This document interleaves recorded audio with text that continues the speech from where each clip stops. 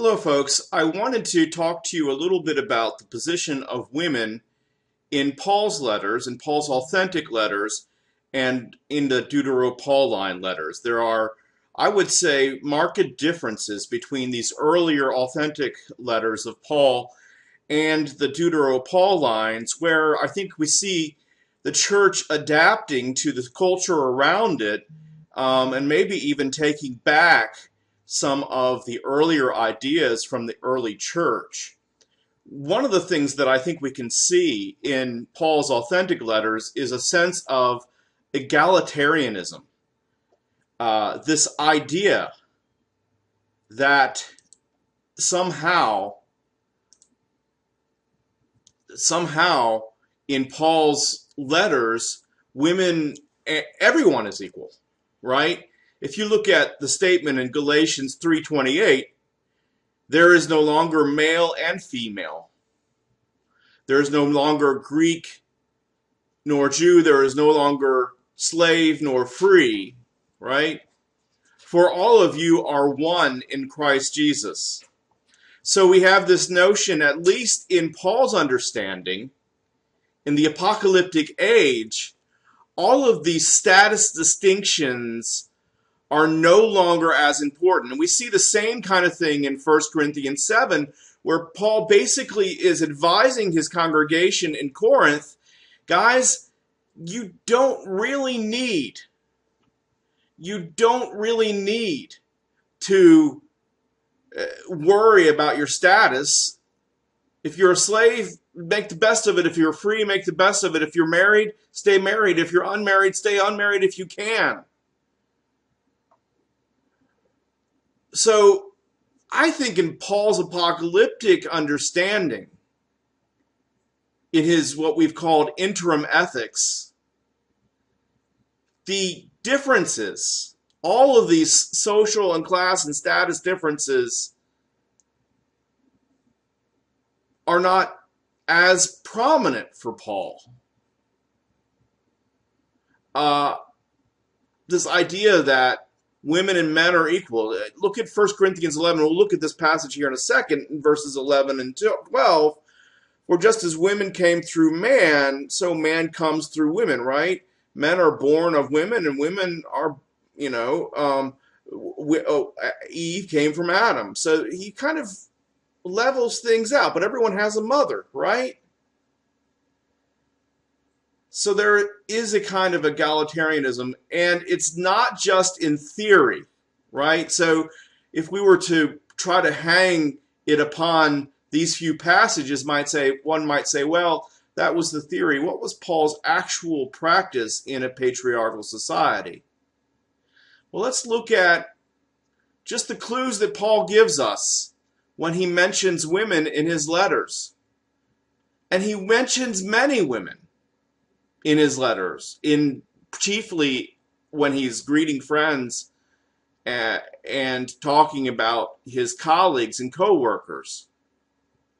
If we look at Romans in chapter 16, you can see a whole long list of people, and I just want to point out to a few of them.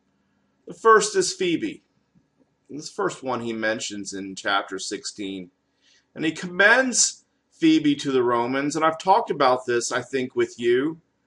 She seems to be the letter bearer to the Romans. If he commends the Romans in his letter to listen to her and everything that she instructs you to do, he's putting her in a position of authority over the Romans, and he's making her his interpreter, the interpreter of his letter to the Romans. And Romans is his most complex theological treatise.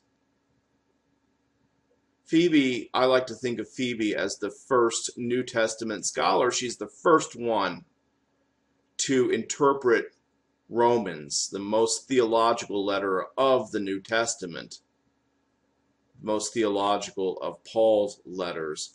And then he also says she's a benefactor of me and of many others as well. So she must have been wealthy and prominent. And I believe when he thanks her as a benefactor, he's actually saying, hey, Phoebe is the one who supported me in order to write this document. It's kind of like a tribute that you might find that an artist would make or a musician would make to his benefactor. This is the kind of thing Paul would have needed time to write this letter, months probably. Well, who's going to support him and feed him as he works through the draft after draft after draft of this great theological piece? Well, Phoebe did, right? Also in that list in chapter 16, he mentions Prisca. We see them mentioned later in 1 Corinthians, Prisca and Aquila.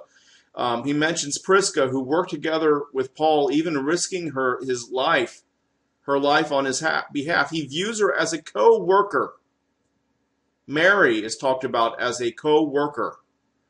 Junia, a person of note among the apostles. She's an apostle. She's among the apostles. She's one of the apostles. That's pretty amazing to think about the fact that there was a woman, Junia, who, apparently among the Romans, who had apostolic status, the highest status one could have in this early emergent church. Tryphena and Tryphosa are mentioned as workers in the Lord. And then the mother of Rufus, whoever that unnamed mother is, she's also considered to be Paul's own mother, right? So there are lots of roles for women in the early church, in Paul's circles, even the highest role, apostle. Again, we mentioned Prisca and Aquila, who have a household church in 1 Corinthians, but also have property in Rome. They've gone back to Rome, and they're mentioned as traveling companions and co-workers with Paul in Acts as well. So Prisca, very important early Christian woman.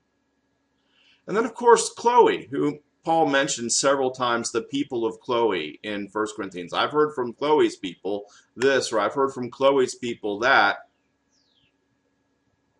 She must have been an important leader in the church in Corinthians, in Corinth. And then in Philippians, he names Euodia and Syntyche, who are the leaders of the congregation in Philippi. So two women who are struggling besides Paul in the work of the gospel. So he believes they are also co-workers in Philippi. They're also feuding. And so Paul is writing Philippians in order to bring Euodia and Syntyche together. So, they're fighting. But they are significant women who probably were the founders of that congregation and leaders of the congregation. And then in Paul's letter of Philemon, he mentions Apphia, who is related, I think, sister to Philemon. So women were prominent enough not only to be mentioned by Paul in his letters, they were prominent, they had prominent roles in Paul's ministry. So Paul's egalitarianism wasn't just a concept, it was applied, it was active. I see no reason why women should not be active and engaged in ministry. I think that's very important to keep in mind. Paul gets a bad rap from many because they think that he's against women in ministry. I think if you really tease out what Paul's doing in his authentic letters, I think there's a sense of egalitarianism. Now, there are two problematic passages in Paul's authentic letters that I do want to talk about. One in 1 Corinthians 14, 34 through 36, and another in 1 Corinthians 11, 2 through 16. Let me look at 1 Corinthians 14, 34 through 36 with you here for a second. I'm going to pull it up on the screen. One of the things about 1 Corinthians 34 through 36, it sounds a lot like the Deutero-Paulines. He starts out here, as in all the churches of the saints, women should be silent in the churches, for they are not permitted to speak, but should be subordinate. As the law also says, if there is anything they desire to know, let them also ask their husbands at home, for it is shameful for a woman to speak in church. Or did the word of God originate with you? Are you the only ones it has reached? It seems pretty damning. I mean, it doesn't seem like he's basically telling women to be silent completely. They can't teach, they can't preach. Well, how would that square with our understanding that he sent the letter of Romans out with Phoebe, and she's his interpreter? I mean, how does that make sense? Could he told her? He tells the Romans to listen to her. So that doesn't make any sense to me. So I'm not sure about that. One of the things that I think might be going on here is that this is what scholars call an interpolation. If you look at verse 32, Paul's talking about worship. The spirits of the prophets are subject to the prophets, for God is a God not of disorder but of peace.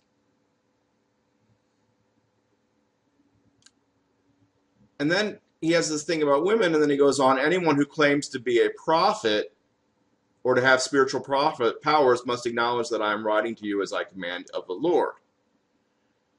Well, he's talking about prophets up here in 32. He's talking about prophets down here in 37. I think that's pretty astonishing. Here, I think what scholars believe is that a later scribe came in and added this piece about women. You can see that from the NRSV because they have put this in parentheses. Seems like a digression. Now, Paul did make digressions at times, but the fact that this seems so out of context just really does seem to lend itself to viewing this as potentially, I would think, as a later insertion or interpolation by a later scribe. They were copying, maybe even just in the next generation, and they said, well, we got to put this in because it sounds so much like the Deuteropaulites.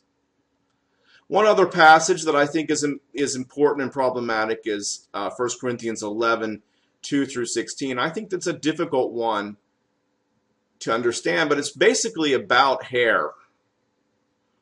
I commend you because you remember me in everything and maintain the traditions just as I handed them on to you.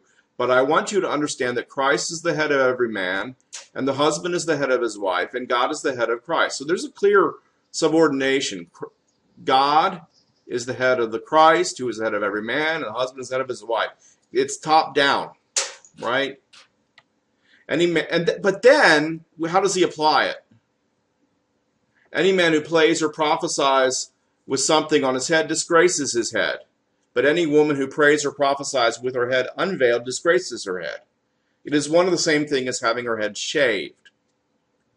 For if a woman will not veil herself, then she should cut off her hair, but it is disgraceful for a woman to have her hair cut off or to be shaved. She should wear a veil. For a man ought not to have his head veiled, since he is the image and reflection of God, but the woman is the reflection of man. Again, that hierarchy. Indeed, man was not made from woman, but woman from man. Neither was man created for the sake of woman, but woman for the sake of man. For this reason, a woman ought to have, and that, again, you've got that hierarchy. For this reason, a woman ought to have a symbol of authority on her head because of the angels. I don't know what that means. Nevertheless, in the Lord, woman is not independent of man, or man independent of woman. For just as women came from man, so man comes through women, but all things come from God. Look at that. Here, he goes back to the egalitarianism. The idea of men come from women, women come from men, right? There is equality to a certain degree, but then in terms of prayer and worship, he wants the woman to have her hair veiled or head veiled. Some scholars believe that what was going on with this is that women were had in Roman women, a symbol of power and authority was to, and of high status was to have big hair. They'd wrap their hair. Roman women would wrap their hair, just black hair, you can imagine. They put tar in their hair. They didn't necessarily clean it. They just put tar to keep it up. and it would stick up, and then they would put jewels and all kinds of elements in there. And so what some scholars have said is that this is a reflection of the two, the strong and the weak in Corinth, as we talked about in First Corinthians, and that the high status women are showing off with their hair and they're distracting everybody in worship. And he says, well, look, either, put your veil on. And then for some reason, he wants men to have their heads shaved. It's kind of weird. I mean, in Jewish culture now, when you go into a synagogue, your head has to be veiled. You have to put the yarmulke on. When I've gone into synagogues, even, I remember going into synagogues in Eastern Europe, and I'd take my hat off with respect, just to respect that it was a house of God. I remember doing this when I was in Krakow. It was so cold. And the synagogue foreman was there, and he saw me take off my hat, and he knew I was a Christian, and he didn't say anything, but he came over and he grabbed the hat and put it back on my head, as if to say, keep it on your head, you're supposed, as a sign of respect. Now Paul turns that over. It's interesting. We have pictures of Caesar, for example, when he is praying, he has his head veiled. And the typical thing for Romans when they prayed was to have their head veiled. Now Paul says that ought to be for the woman, not for the man. So I don't know what's going on, right?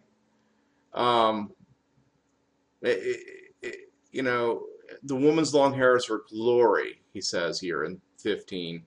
Her hair is given to her head for a covering.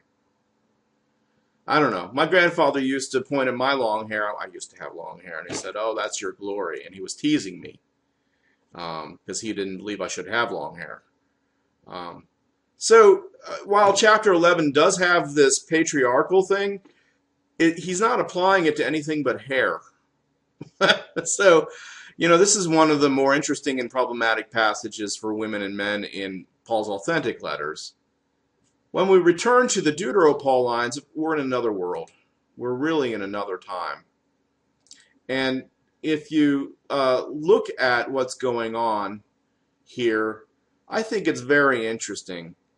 I've given you the assignment to do the household codes. Really, if you look at Colossians, Ephesians, and 1 Peter, women are all in the subordinate status in the household. 2 Timothy 3, 6 through 7 is even more problematic. And 1 Timothy 2, 11 through 15 also, submission and not allowed to speak. The 1 Peter passage is also really wow. You don't find anything like this in the authentic Pauline letters outside of 1 Corinthians 14, which I still believe is a later insertion. But I think as you get into the new generation, now remember, these are the students of Paul, and Paul's still alive during Colossians and Ephesians, and he sort of okays this stuff. So, it's not that he would have been, this radical feminist. I don't think that at all. But I think, as with many things, as the apocalyptic age comes to an end, as not that they don't believe that the end time will come, but they just think it's going to be a little bit longer. And as they realize that they're going to have to make their home in the Greco-Roman world, they have to sort of figure out how to